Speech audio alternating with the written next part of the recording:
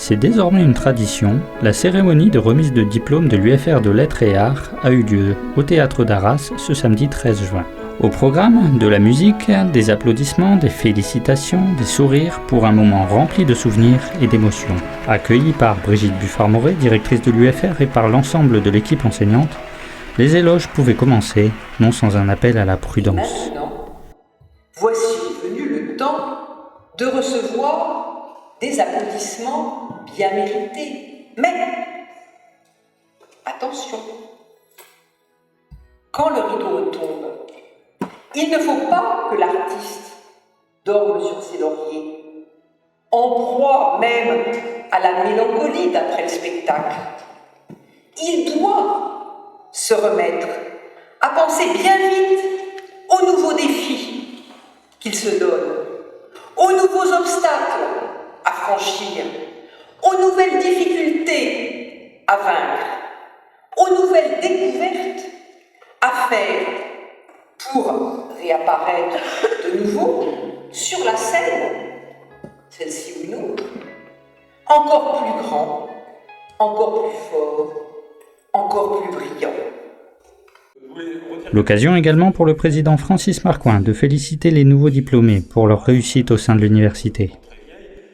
Cette année, le parrain était Bruno Duvic, journaliste à France Inter, connu notamment pour ses revues de presse et sa participation au magazine d'Arte 28 minutes. L'opportunité pour lui de distiller un ensemble de souvenirs et de conseils durant son allocution à destination des jeunes diplômés. Ce diplôme que vous allez recevoir, il est très important, évidemment, incontournable, évidemment, mais c'est vous qui allez en faire ce que vous voulez.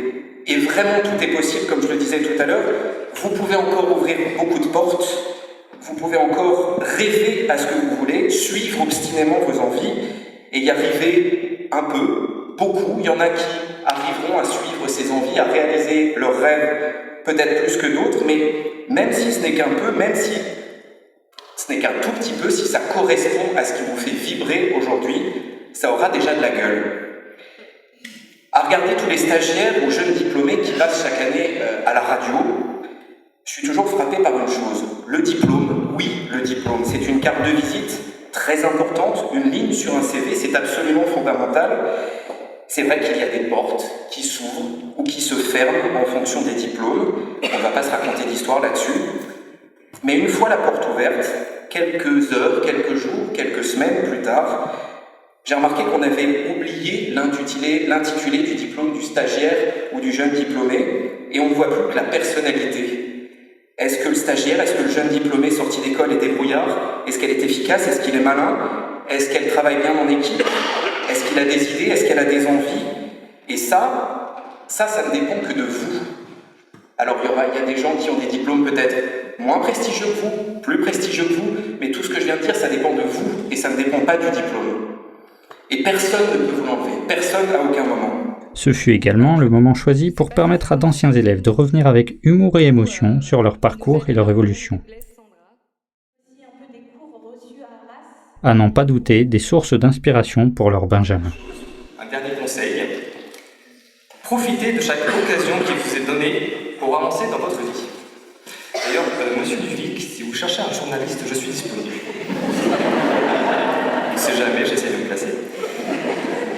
Je vous remercie et encore félicitations à tous. Comme l'a dit il y a 7 ans le célèbre Amos Fergombé,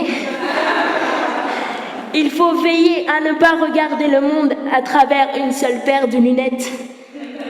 Alors, accrochez-vous, respirez à fond et vivez. Bonne route à tous. Mais le moment fort est évidemment la remise du diplôme, moment privilégié de reconnaissance par les professeurs, les pairs et l'entourage.